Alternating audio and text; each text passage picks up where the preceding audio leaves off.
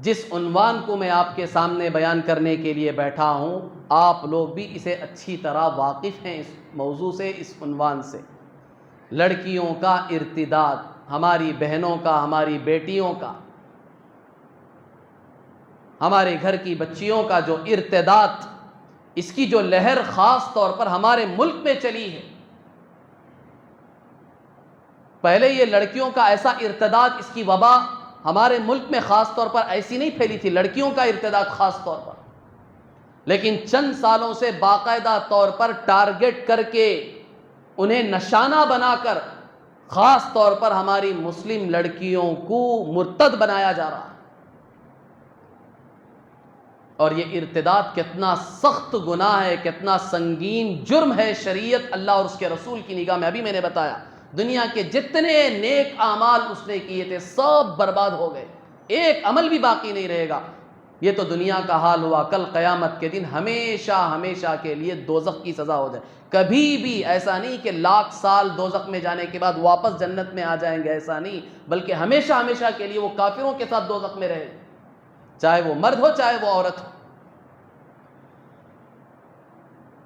اتنا سنگین جرم ہے، آج اس جرم کا شکار ہماری لڑکیاں ہو رہی، ہماری بچیاں ہو رہی، ہماری بہنیں ہو رہی۔ 2017 میں، میں واضح طور پر نام نہیں لوں گا، آپ لوگ جانتے ہیں بعض چیزیں بالکل واضح ہوتی ہیں، اسے بولنے کی ضرورت نہیں ہوتی ہے۔ حالات کے پیش نظر ہمارے اس ملک کی جو خاص طور پر غیر مسلم معروف و مشہور تنظیم ہے، جو مسلمانوں کی سب سے کٹر دشمن ہے، اس کی ایک جماعت نے باقاعدہ 2017 میں یہ اعلان کیا تھا کہ صرف 6 مہینے میں ہم 2100 لڑکیوں کو، کون سی مسلم لڑکیوں کو، اپنی گھر کی بہو بنائیں گے۔ 2017 کی بات ہے۔ کتنی مدت انہوں نے مانگی تھی؟ صرف 6 مہینے۔ اور کتنی ہماری لڑکیاں، ہماری بچیاں؟ 2001۔ اب چل رہا ہے 2021۔ رزلٹ کیا نکلا؟ نتیجہ کیا ہوا؟ وہ اپنی محنت میں کامیاب ہوئے؟ جو ان کا ٹارگٹ تھا اس ٹارگٹ کو انہوں نے پار کیا، ناکام ہوئے یا کامیاب ہوئے؟ تو ایک بڑے اخبار کے رپورٹر پورے ہندوستان کا سروے کر کے وہ یہ کہتا ہے کہ فی الوقت ہندوستان میں یہ حال ہے کہ ہماری 40,000 سے زیادہ مسلم لڑکیاں وہ مرتدہ ہو چکی ہیں۔ اللہ حفاظت فرمائے۔ کتنا سال گزرے؟ صرف 4 سال، 2017 سے لے کر 21 تک۔ ان کا ٹارگٹ تھا 6 مہینے میں 2001 لڑکیوں کا، 4 سال کا زمانہ گزرا ہے، 40,000 سے زیادہ ہماری مسلم لڑکیاں، کسی کی بہن ہے، کسی کی بیٹی ہے، کسی کی بیوی ہے، کسی کی ماں، 40,000 سے زیادہ لڑکیاں مرتدہ ہو چکی ہیں، اسلام کو چھوڑ کر چلی گئی۔ باقاعدہ محنتیں ہو رہی ہیں، کوششیں ہو رہی ہیں۔ اب اس میں سب سے بڑے مجرم کون ہیں؟ ہم تو صاف کہہ دیں گے، اپنا دامن جھاڑ لیں گے، پاک کر لیں گے کہ مجرم تو وہ ہیں، انہوں نے یہ ناپاک سازش کی ہے، انہوں نے یہ سازشیں رچی ہے، ہم تو اپنا دامن پاک کر لیں گے۔ کس کے سامنے پاک کر رہے ہیں؟ اپنے لوگوں کے سامنے پاک کر رہے ہیں۔ کہ اللہ کے سامنے کھڑے ہو کر اس طرح کہہ سکیں گے کہ اس میں ہمارا کوئی قصور نہیں تھا، ہمارا اس میں کوئی دخل نہیں تھا، محنت انہوں نے کی، سازش انہوں نے رچی، اس کی وجہ سے ہماری بیٹیاں شکار ہوئی ہیں؟ کل قیامت میں اللہ کے سامنے کھڑے ہو کر کہہ سکیں گے؟ سب سے بڑے مجرم خود ہم ہیں مسلمان۔ جو قانون، جو ضابطے، جو طریقے اللہ کے رسول صلی اللہ علیہ وسلم کی زندگی کی شکل میں اور پورے قرآن کتاب کی شکل میں ہمیں دیے گئے تھے، آج ہم نے اسے چھوڑ دیا۔ اسی مضمون کو میں نے شروع میں بیان کیا تھا۔ اللہ کے نبی کی پوری زندگی کیوں محفوظ کرائی گئی؟ کیا ضرورت تھی؟ جب قرآن سامنے ہے تو زندگی محفوظ کرانے کی کیا ضرورت تھی؟ آپ کی بیویوں کی، آپ کے بچوں کی۔ ایک کھلا نمونہ تھا، صرف کتاب دے کر آرڈر نہیں دیا، اللہ نے حکم نہیں دیا کہ یوں کرو یوں کرو یوں کرو، نہیں، ایک عملی نمونہ دیا اللہ کے نبی کی زندگی کا، آپ کے پاک گھرانے کا، اہل بیت کا، آپ کی بیویوں کا، آپ کی اولاد کا۔ اور اس سے آگے بڑھ کر 1,24,000 صحابہ کا، صحابیات کا، ان کی اولاد کا، ان کی زندگیوں کے نمونے ہمارے سامنے رکھے کہ دیکھو انہوں نے کیسی زندگیاں گزاری ہیں۔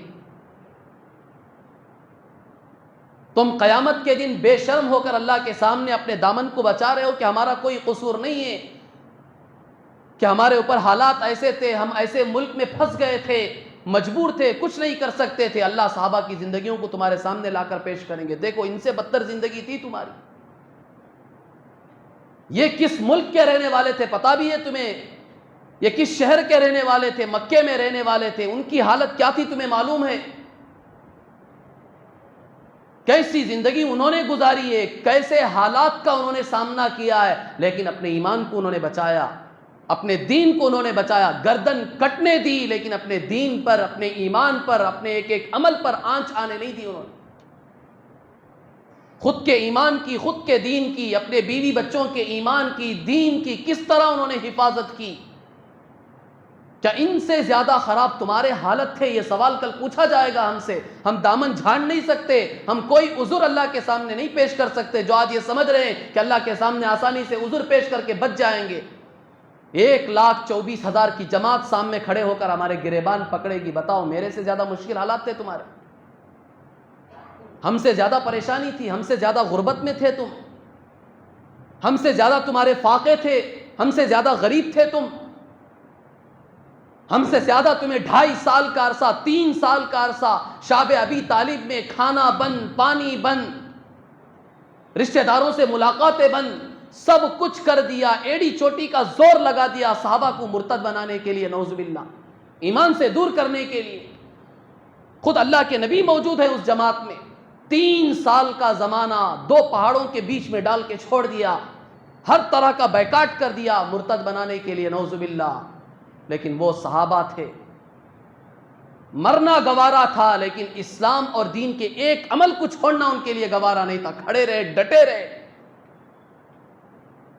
یہ مثالیں وہ پیش کریں گے تو ہم اور آپ کس منہ سے اللہ کے سامنے حضور پیش کریں گے کہ حالات خراب تھے، جس ملک میں ہم رہتے تھے مجبور تھے، ہم معذور تھے، کچھ نہیں کر سکتے تھے، یہ پیش کریں گے ہم؟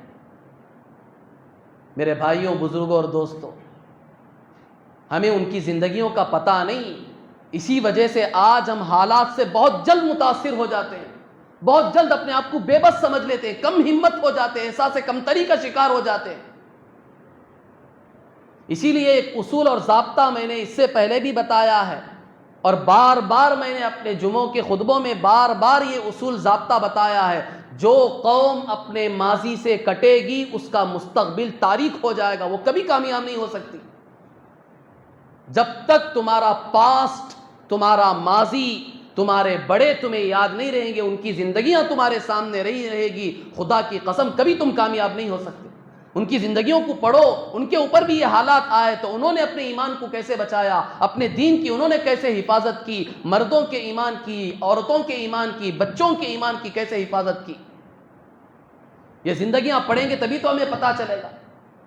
پڑھتے نہیں، قصور ہمارا ہے، عمل کرنے کی کوشش نہیں کرتے، قصور ہمارا ہے، سب سے بڑے مجرم تو ہم ہیں۔ یہ جو ہماری بیٹیاں مرتدہ ہو رہی ہیں اس کے سب سے بڑے مجرم وہ نہیں ہیں جو مرتد بنا رہے ہیں، بلکہ سب سے بڑے مجرم تو ہم ہیں۔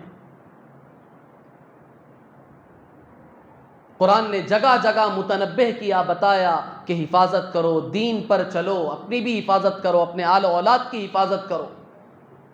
قرآن میں بار بار سمجھایا گیا، احادیث رسول میں اللہ کے رسول صلی اللہ علیہ وسلم نے بار بار سمجھایا، طریقے بتائے کہ کس طرح اپنے دین کی، اپنے ایمان کی، اعمال کی تمہیں حفاظت کرنی ہے۔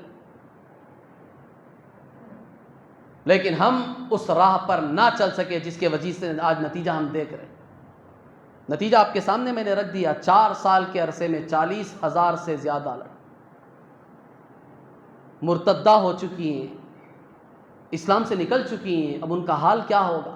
کیا وہ دوبارہ لوٹ کر آئیں گی؟ وہ ایک لڑکی ہے، پہلے ہی صنف نازک ہے، لڑکی پہلے ہی ایک بے بس مخلوق سمجھی جاتی ہے، لاچار مجبور سمجھی جاتی ہے، اس کے اندر اتنی ہمت نہیں ہوتی جتنی ہمت ایک مرد کے اندر ہوتی ہے۔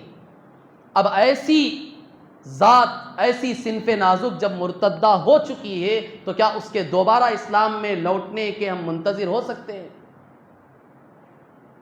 کچھ تو ہمیں راستے نظر آتے ہیں. یہ ہماری سب سے بڑی، اس میں سب سے بڑے مجرم ہم خود ہیں. اس کے لیے جو راستے اسلام نے، شریعت نے ہمیں بتائے ہیں اس پر ہمیں چلنا ہے. جو اصول اور ضابطے ہمیں بتائے گئے ہیں ان پر ہمیں چلنا ہے. قرآن کی آیت جو خطبے میں نے پڑھی، صاف اللہ تعالیٰ نے اس میں فرمایا وَلَا تُنْكِحُ الْمُشْرِكِينَ حَتَّى يُؤْمِنُوا، مشرک مردوں سے اپنی عورتوں کا نکاح مت کرو ان کے ایمان لانے تک. وہ مسلمان ہے نکاح کرو، مسلمان نہیں ہے نکاح مت کراؤ. اور قرآن نے کیا انداز اختیار کیا، وَلَعَبْدٌ مُؤْمِنٌ خَيْرٌ مِّن مُشْرِكٍ وَلَوْ أَعْجَبَكُمْ. اگر ایک مسلمان غلام ہے، نوکر ہے، غریب ہے، فقیر ہے، بھکاری ہے، یہ میں ترجمہ آگے کر رہا ہوں اس کا، مسلمان ہے لیکن اتنا کمزور ہے، قرآن کہتا ہے اس سے اپنی بیٹی کا نکاح کرا دو. لیکن ایک مشرک جو خوبصورت ہے، مالدار ہے، لکھ پتی ہے، کروڑ پتی ہے، اس سے نکاح مت کراؤ. قرآن نے بتایا مسلمان ہے، غریب ہے، بدصورت ہے، اس سے نکاح کرا دو اپنی بہن کا، اپنی بیٹی کا. لیکن دوسری طرف جو مشرک ہے، لکھ پتی ہے، کروڑ پتی ہے، خوبصورت ہے، اس سے نکاح مت کراؤ. کیوں؟ قرآن نے وجہ بیان کی، اولئک یدعون الی النار، یہ تمہیں دوزخ کی دعوت دے رہے ہیں.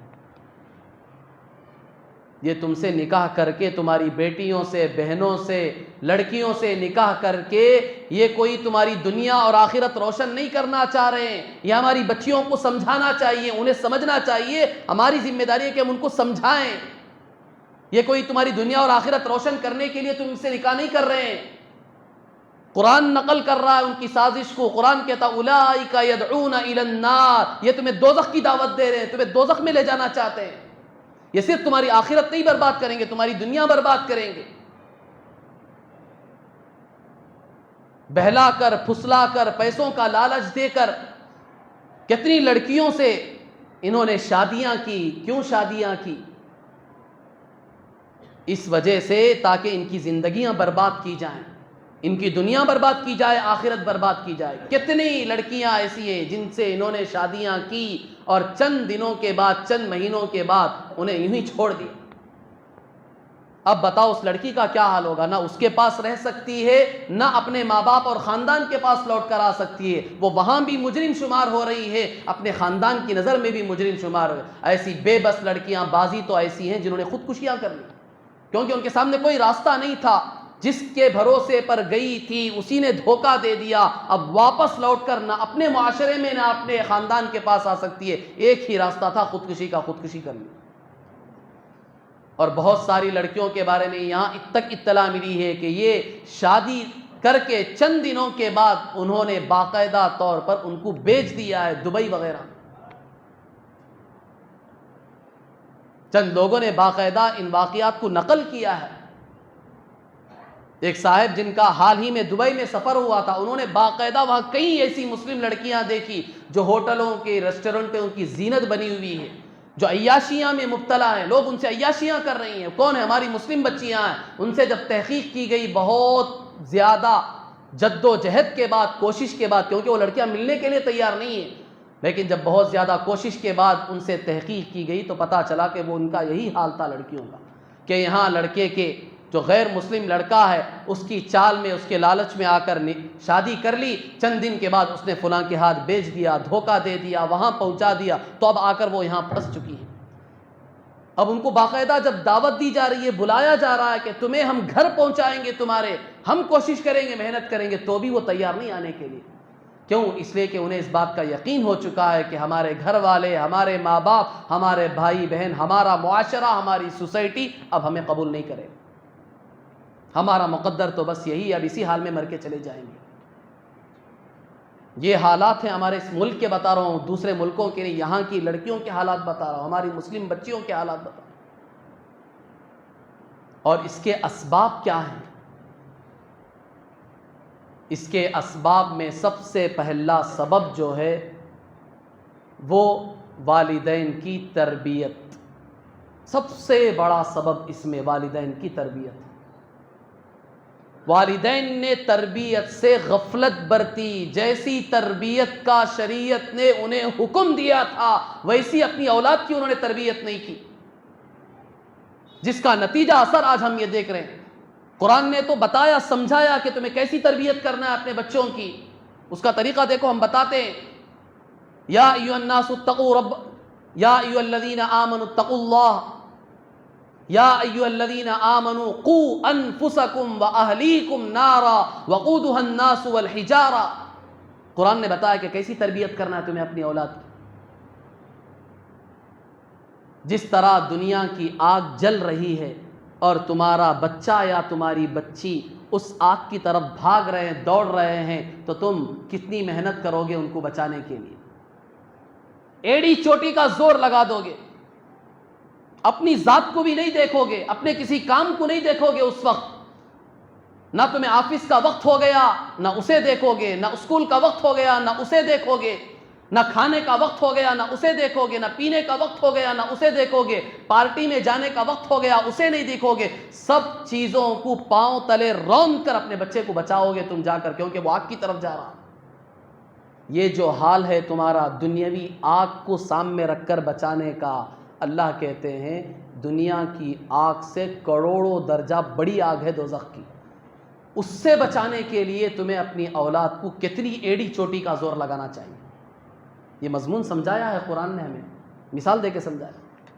دنیا کی معمولی آگ کو بچانے کے لیے کتنی ایڑی چوٹی کا زور لگاتا ہے۔ ہر چیز کو پھینک دیتے ہو تمہیں نہ کھانا یاد رہتا ہے، پینا یاد رہتا ہے، نہ تمہارا دفتر کا کوئی کام یاد رہتا ہے، تو آخرت کی آگ تو آخرت کی آگ ہے، اس سے بچانے کے لیے تمہیں کتنی ایڑی چوٹی کا زور لگانا ہے اپنی اولاد کو بچانے کے لیے۔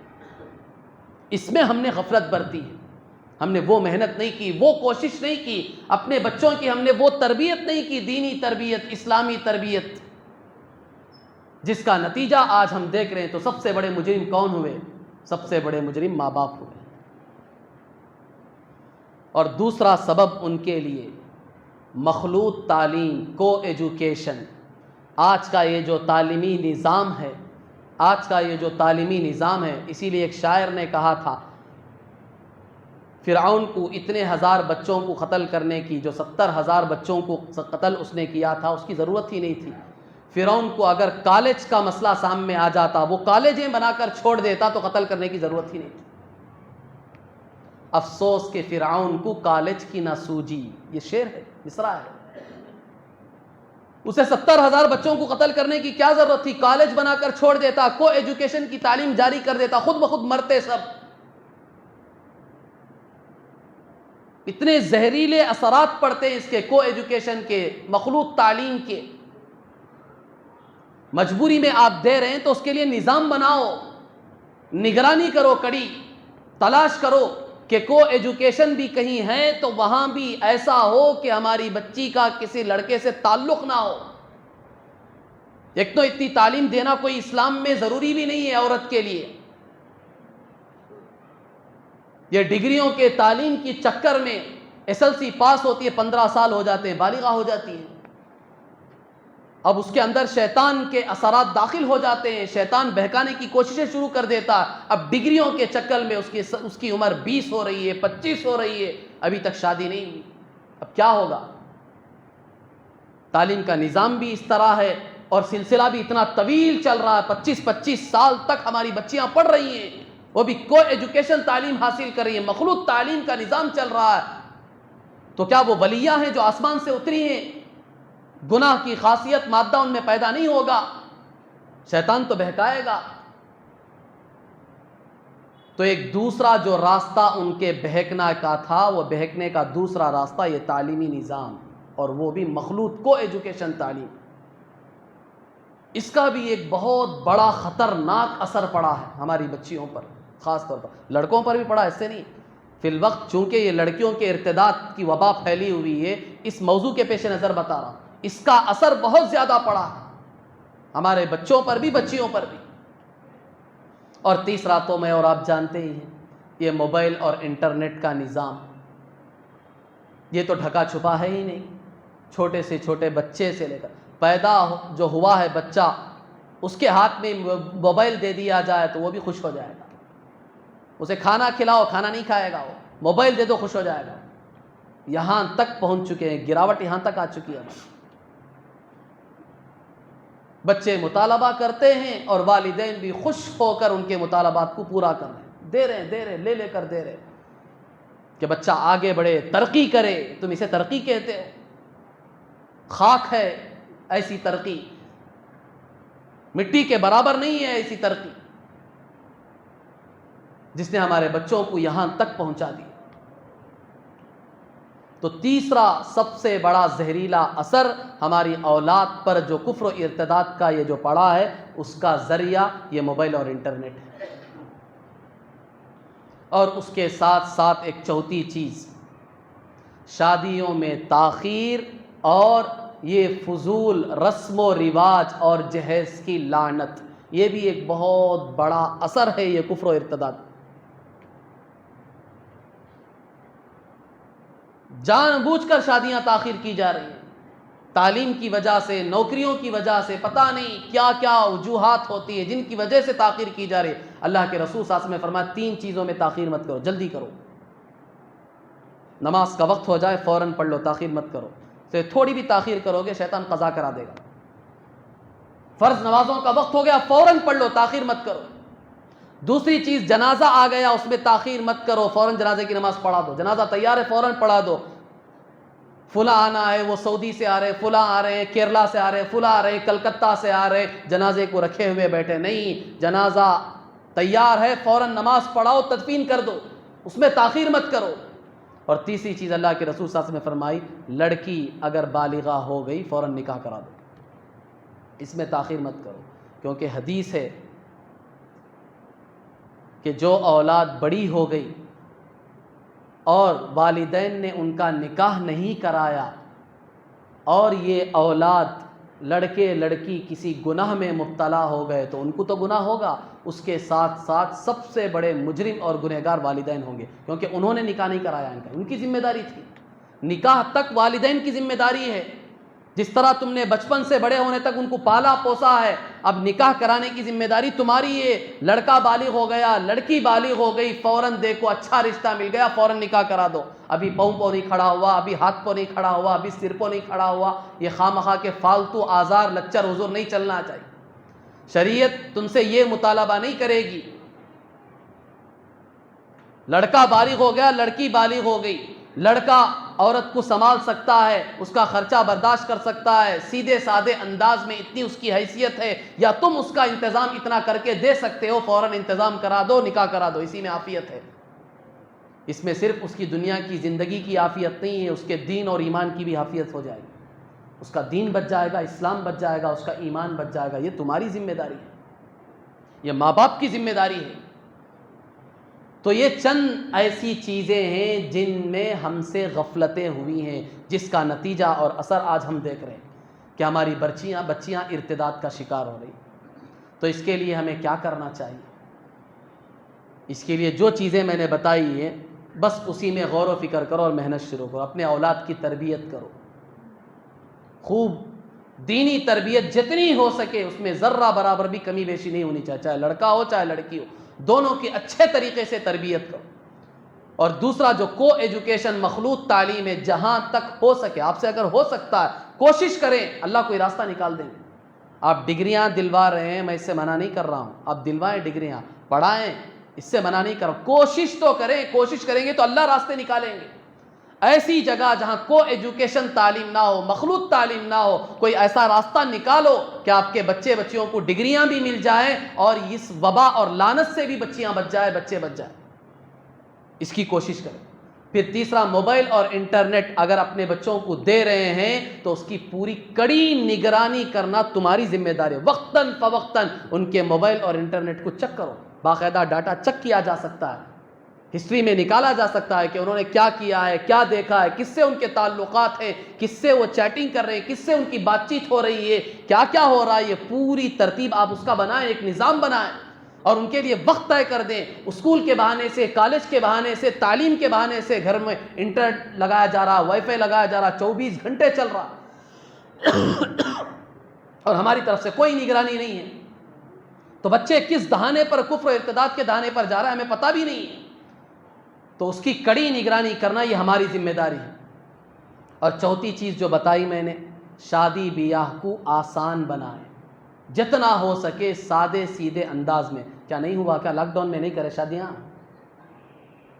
جو نہیں ہو سکتا بولنے والے تھے، ان کو لاک ڈاؤن ایک نصیحت کے طور پر ثابت کر کے بتا کر چلا گیا کہ شادیاں یوں بھی کی جا سکتی ہیں، 10 آدمیوں سے بھی ہوتی ہے شادیاں، 50 آدمیوں سے بھی ہوتی ہے، اور گھروں میں بھی ہو سکتی ہے شادیاں۔ کتنے نہیں ہوئے شادیاں بتاؤ میں خود؟ گھروں میں ہوئی ہے شادیاں، 10 آدمیوں کے ساتھ ہوئی ہیں، 50 آدمیوں کے ساتھ ہوئی ہیں، معمولی کھانوں کے ساتھ شادی ہوئی ہیں، کیوں نہیں ہو سکتی؟ جب ہوا ہے تو ایسے ہی مزاج بنا لو اپنا کہ ایک سنت تم سے زندہ ہو جائے، سادگی کی سنت۔ تو اس میں بھی ہمیں خاص طور پر محنت کرنی ہے، اور اس کے ساتھ ساتھ خاص طور پر چونکہ لڑکیوں سے متعلق یہ بات آئی تھی، لڑکوں کے لیے تو الحمدللہ کچھ نہ کچھ درجے میں مسجدیں آ جاتے ہیں، بیانات وغیرہ سننے کا موقع مل جاتا ہے۔ اپنے گھروں میں خود ایک ایسا نظام بنائے دینی تعلیم کا کہ ایک وقت طے کریں، اس میں کوئی بھی کتاب جس میں دین کی موٹی موٹی باتیں ہوں، اسلام کی فضیلت، اسلام کی حقانیت، اسلام کی اہمیت، ایمان کی اہمیت جس میں بتائی گئی ہو، دین کے بارے میں جس میں بتایا گیا ہو، کفر کی خرابیاں جس میں بتائی گئی ہو، جنت دوزخ کے بارے میں جس میں بتایا گیا ہو، دین کے اعمال پر کیا ملے گا کرنے سے، چھوڑنے سے کیا نقصانات ہوں گے، جو چیزیں اس میں بتائی گئی ہوں، ایسی فضیلت والی کتابیں اپنے گھر میں رکھو، اور باقاعدہ پڑھنے کے لیے ایک وقت طے کرو، اپنے گھر میں ایک تعلیم کا نظام چلاؤ۔ میں کتابیں طے کر کے نہیں بتاؤں گا، میں کوئی کتاب بتاؤں گا، چند کو پسند آئے گی، چند کو پسند نہیں آئے گی۔ دین کی جو باتیں جس کتاب میں آپ کو پسند آ رہی ہے، گھر میں اس کا ایک نظام بناؤ، ایک وقت طے کر کے وہ کتاب کی تعلیم باقاعدہ ہمارے گھر میں ہونی چاہیے، جس وقت سب موجود ہوں، بڑے بھی ہوں، چھوٹے بھی ہوں، ہمارے بچے بھی ہوں، بوڑھے بھی ہوں، جوان بھی ہوں، لڑکے بھی ہوں، لڑکیاں بھی ہوں، سب اس وقت گھر میں موجود ہو۔ اس وقت میں 10-15 منٹ ہی صحیح آپ گھر میں تعلیم شروع کریں، اس کا بہت بڑا اثر پڑتا۔ آپ یوں نہ سمجھیں کہ یہ معمولی چیز بتا رہا ہوں میں، آپ اسے معمولی سمجھ رہے، خدا کی قسم زندگیاں بدل جائیں گی۔ اور اس سے پھر دیکھو گھر میں کس طرح خیر و برکتیں نازل ہوئی، ہر ایک کے حق کو ادا کرنے والا بنے گا، بچے ماں باپ کا حق ادا کریں گے، ماں باپ بچوں کا حق ادا کریں گے، بھائی بہنوں کا، بہن بھائی کے حق ادا کریں گے، سب چیزیں سدھر جائیں گی انشاءاللہ اس تعلیم سے۔ اور اس کے ساتھ ساتھ محلے میں بھی اس طرح ہفتے واری تعلیم کا نظام ہونا چاہیے۔ الحمدللہ دعوت و تبلیغ کا ایک باقاعدہ ایک نظام ہے، ہفتے واری تعلیم ہر محلے میں، اکثر گلیوں میں گلی وائز تعلیم کا نظام طے کیا گیا ہے۔ دوپہر کے وقت میں عام طور پر مستورات جس وقت میں فارغ ہوتی ہیں، 4:45 سے لے کر 4:45 بجے تک 1 گھنٹے کا وقت، یہی وقت دیکھ کر ان لوگوں نے طے کیا ہے ہفتے واری تعلیم ایک گھر میں ہوتی ہے۔ ان گھروں میں بھی اپنی بیویوں کو، اپنی ماؤں کو، اپنی بچیوں کو پابندی سے بھیجا کرو، تاکہ وہاں جا کر وہ دین سیکھ کر آئے، اسلام پہچانے، ایمان کی کیا اہمیت ہے، اس کا کیا مقام ہے، اس ایمان کو ہمیں موت تک بچا کر لے جانا ہے، یہ فکریں ان کے اندر پیدا ہوگی اسی تعلیم سے۔ تو یہ ترتیب انشاءاللہ چند باتیں جو میں نے آپ حضرات کے سامنے عرض کی ہیں، وقت بہت زیادہ ہو چکا کیونکہ حساس موضوع تھا، بتانا ضروری تھا، چند باتیں آپ حضرات کے سامنے مجھے عرض کرنی تھی، اس لیے میں نے عرض کی۔ وقت تو بے شک زیادہ ہو چکا ہے، لیکن آپ وقت کو نہ دیکھیں، جو حساس موضوع آپ کے سامنے بتایا گیا ہے اور جو اس کی خرابیاں بتائی گئی ہیں اور جو سدھارنے کے طریقے آپ کو بتائے گئے ہیں، اس پر عمل کرنے کی کوشش کریں۔ دعا بھی فرمائیں کہ اللہ تبارک و تعالی ہم سب کو صحیح معنوں میں 100% دین پر چلنے کی توفیق عطا فرمائے۔ اللہ تعالی ہمارے مردوں، عورتوں، ہماری بچوں اور نسلوں کی ایمان کی، اعمال کی موت تک اللہ حفاظت فرمائے، اور ہم سب کی موت بھی اللہ ایمان پر آئے، ایسے فیصلے فرمائے۔ آمین۔ وآخر دعوانا الحمدللہ رب العالمین۔